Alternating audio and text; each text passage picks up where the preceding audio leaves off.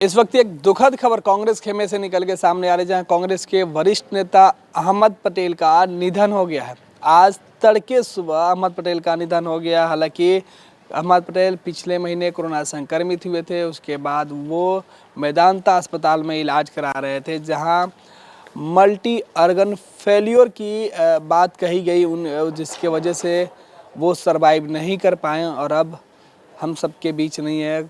अहमद पटेल के बारे में कहा जाता है कि वो कांग्रेस पार्टी के सबसे मजबूत रीढ़ थे। सोनिया गांधी और गांधी परिवार के सबसे भरोसेमंद नेता थे, जिन्होंने पूरी पार्टी को संजोगने में काफ़ी लंबे समय से कड़ी मेहनत की थी।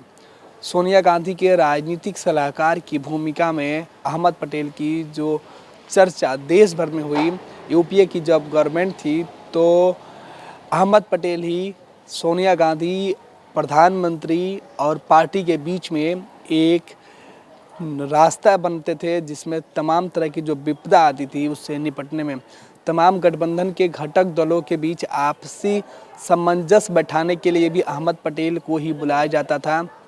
अहमद पटेल कांग्रेस पार्टी के अंदर वो कद्दावर नेता थे जिनके साथ किसी भी प्रकार की जो संबंध थे वो सभी नेताओं के साथ थे। जिनके अहमद पटेल के क्या व्यक्तित्व इस कांग्रेस पार्टी में इस तरीके से समझिए कि जो सोनिया गांधी जब कांग्रेस की सत्ता में आई थी, उसके बाद से लगातार जब मनमोहन सिंह प्रधानमंत्री बने थे, उस समय कई जो बड़े नेता थे जो काफ़ी नाराज़ थे, उन सबको एकजुट करने की जो कवायद थी जो वो अहमद पटेल के कंधों पे थी। अहमद पटेल के निधन के बाद उनके बेटे ने इस बात की जानकारी ट्वीट करके दिया कि वो आज सुबह तड़के हम सबको छोड़ के चले गए हैं। अहमद पटेल के निधन के बाद सोनिया गांधी ने भी कहा है कि वो एक ऐसे कॉमरेड को खो दी है जिसकी भरपाई कोई नहीं कर सकता है। ये दुखद घड़ी है कांग्रेस पार्टी के लिए, खासतौर पर वैसे हालात है कांग्रेस के अंदर जब बिहार में कांग्रेस पार्टी की स्थिति सुधरने के कगार पे थी। साथ ही साथ देश के अंदर कांग्रेस पार्टी की जो स्थिति है वो बहुत अच्छी नहीं है। इस नाजुक हालात में जब कांग्रेस पार्टी कई चुनाव हार चुकी है, बिहार के अभी जो चुनाव हुए हैं वो कुछ हद तक जो सुधरे हैं, या फिर जो ताल्लुकात नेताओं के साथ या गठबंधन के जो बड़े नेताओं उनके साथ सुधरने की बात हुई, वो सबसे ज़्यादा जो अहम भूमिका थी वो अहमद पटेल ही निभाते थे। सोनिया गांधी के बीच तक तमाम नेताओं की बातचीत पहुंचाने में या फिर आपसी सामंजस्य बैठाने के लिए जिस नेता के चेहरे की ज़रूरत होती थी वो अहमद पटेल हुआ करते थे, लेकिन अब वो इस दुनिया में नहीं रहे। कोरोना संक्रमण की वजह से वो लगातार बीमार चल रहे थे और पूरी तरीके से ठीक होके नहीं लौटे।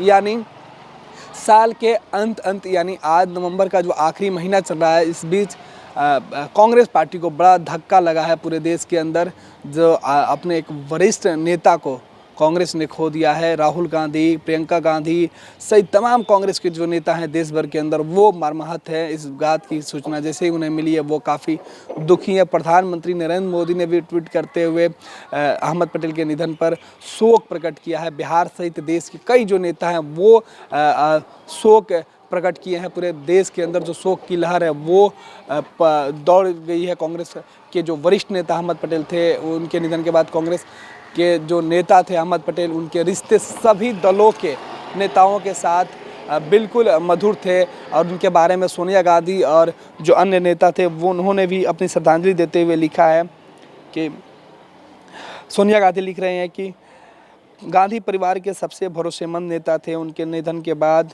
मैंने एक मजबूत और महत्वपूर्ण सहयोगी को खो दिया है, जिसका पूरा जीवन कांग्रेस पार्टी को समर्पित था। वह ईमानदार और समर्पित कार्यकर्ता की तरह पार्टी के अंदर अपने कर्तव्यों को प्रतिबद्धता के साथ हमेशा निभाते थे। हमेशा वो दूसरों की मदद करते थे। उदारता उनमें इस प्रकार से भरी हुई थी जो किसी दुर्लभ व्यक्ति में ही मिलते हैं। उनके अंदर कई जो गुण थे वो सभी व्यक्तियों के अंदर नहीं मिलते हैं। वो एक दुर्लभ व्यक्ति थे, लिहाजा उनके जैसा दूसरा कोई हो ही नहीं सकता है। सोनिया गांधी आगे लिखती हैं कि उन्होंने एक मजबूत और एक अच्छे और सच्चे दोस्त को खोया है। ऐसे कामरेड को खो के वो काफ़ी दुखी हैं। साथ ही साथ प्रधानमंत्री ने भी लिखा है, अहमद पटेल के निधन से दुखी हूँ। उन्हें सार्वजनिक जीवन में कई साल बिताए। अपने तेज दिमाग के लिए जाने जाने वाले कांग्रेस पार्टी को मजबूत करने में उनकी भूमिका हमेशा से याद की जाएगी। उनके बेटे फैजल से बात की और संवेदना व्यक्त किया। अहमद भाई की आत्मा को शांति मिले।